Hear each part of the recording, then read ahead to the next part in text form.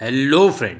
दोस्तों, नए criminal law वाले तीनों बिल राज्यसभा से भी पास हो गए हैं। राष्ट्रपति की मुहर लगने के साथ ही कानून अमल में आ जाएगा। मौजूदा आईपीसी, सीआरपीसी और इंडियन एविडेंस एक्ट की जगह नए तीनों कानून भारतीय न्याय संहिता, भारतीय नागरिक सुरक्षा संहिता और भारतीय साक्ष्य अधिनियम होंगे। ऐसे में अहम सवाल यह है कि मौजूदा कानून के तहत दर्ज के जो भी पेंडिंग है उस पर क्या असर होगा। तो क्या नए कानून सिर्फ नए मामले पर लागू होंगे? नए कानून के नोटिफिकेशन के बाद क्या होगा अगर उस पर बात करें?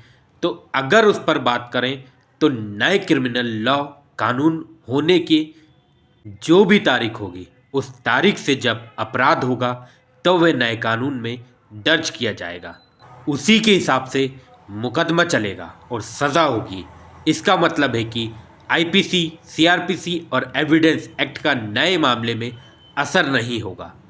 दूसरी बात, दर्ज एफआईआर और पेंडिंग केसों पर क्या होगा इसका असर? तो पहले से जो केस दर्ज हैं उसमें पहले के कानून के तहत ही चार्जशीट दाखिल की जाएगी और पहले के कानून के तहत ही उसमें मुकदमा चलेगा।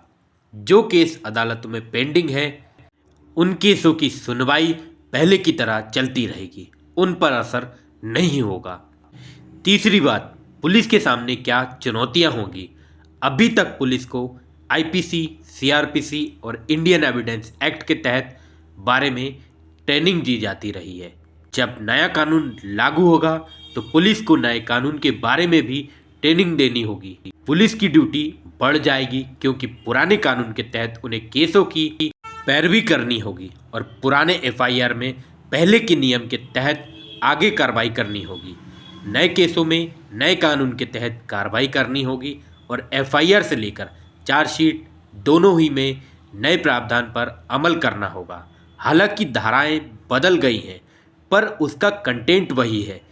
ऐसे में पुलिस को नए सिरे से धाराओं को याद करना होगा। क्या वकालत में चुनौती होगी? इस पर बात करें तो वकील जो अभी तक आईपीसी, सीआरपीसी और इंडियन एविडेंस एक्ट पढ़कर प्रैक्टिस करते रहे हैं उन्हें अब नए कानून को भी याद रखना होगा। नए मामले में नए कानून के तहत कार्रवाई होगी और जब मामला अदालत में आएगा तो वकील को उसे नए कानून के दायरे में दलील देनी होगी। इस तरह देखा जाए तो वकीलों को दोनों पार्ट पढ़ना होगा।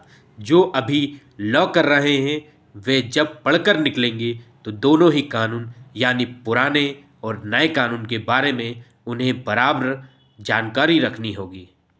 अदालतों में क्या होगा उस पर बात करें तो निश्चित तौर पर पुलिस और वकील के साथ साथ अदालत में भी जजों को दोनों तरह के कानून से संबंधित मामलों को देखना होगा।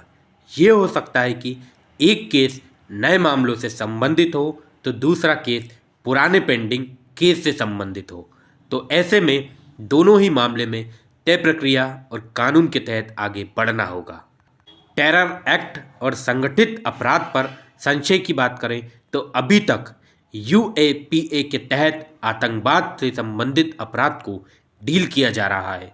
साथ ही संगठित अपराध के मामले को डील करने के लिए मकोका है। अब इन दोनों तरह के अपराध को मौजूदा बिल में धारा 111 में संगठित अपराध और 113 में टेरर गतिविधियों को रखा गया है। ऐसे में स्पेशल एक्ट के औचित्य पर संशय है। इस तरह से समझना आसान होगा। तो दोस्तों, मिलते हैं नेक्स्ट वीडियो में किसी नए टॉपिक के साथ। तब तक के लिए जय हिंद, जय भारत।